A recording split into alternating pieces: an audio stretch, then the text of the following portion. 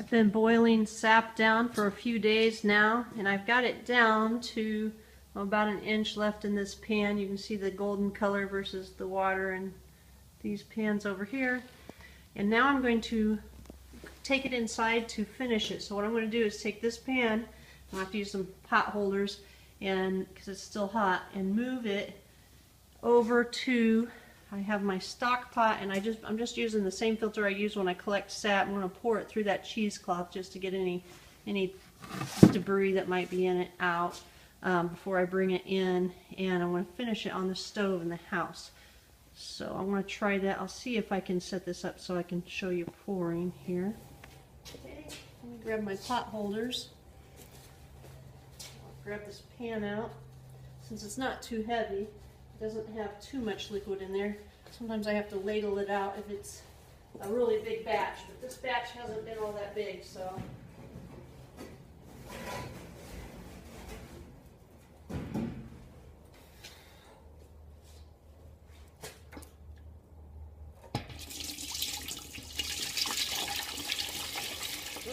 Splash it a little bit.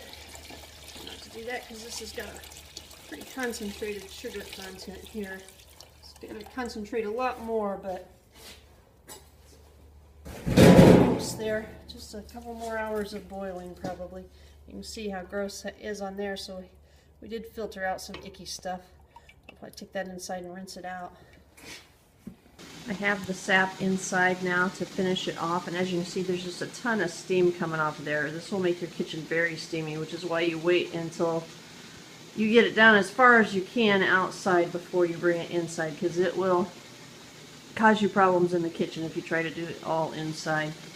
You can see it boiling.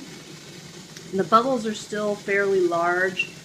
I'll know it's getting close to done when it starts getting more like foam, like really tiny bubbles, and it'll start coming up like it's going to boil over to, and I'll then know I can start testing it to see if it's done.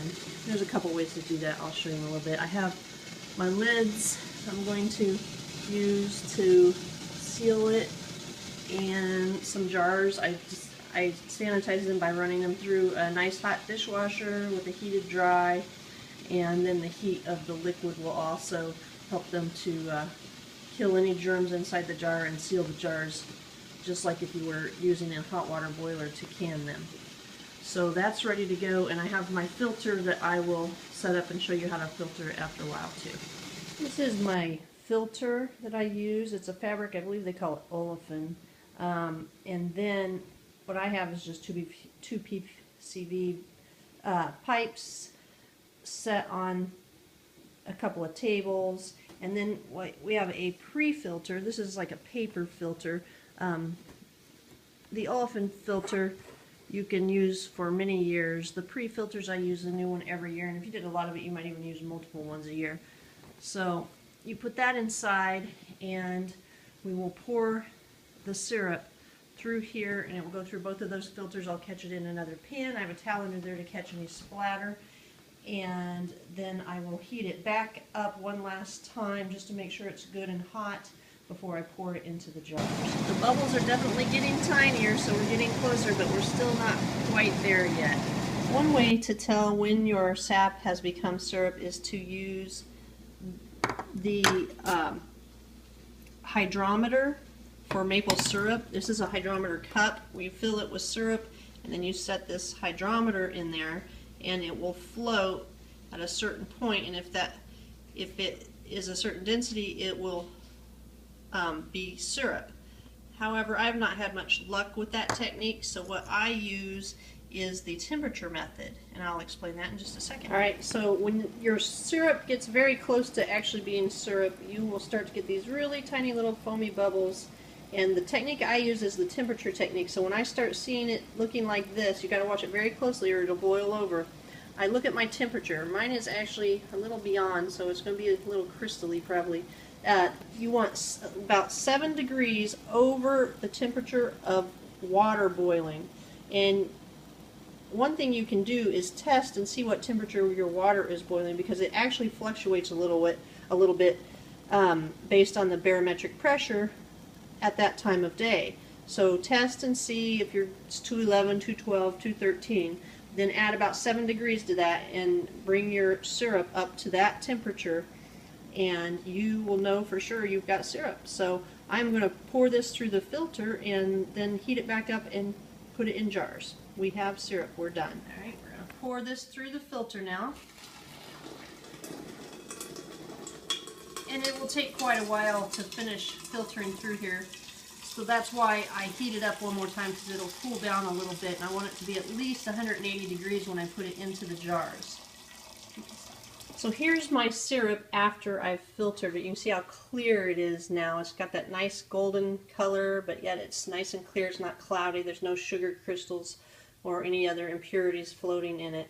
I will heat this back up until it just starts to boil, and then I will ladle it into my jars, and I will put the lids on and the rings, and after I tighten the rings down, I will tip the jars upside down for about 8 seconds so that the hot liquid touches the lid and kills any microbes that might still be on there, and then set it back down, and it will seal just like a hot water canner.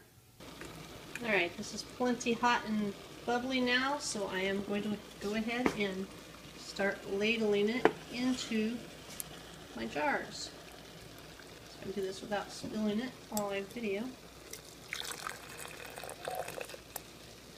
And I will just do that until I fill up however many it takes. Now these jars will be very, very hot, so you want to be careful. Use a pot holder when you grab it.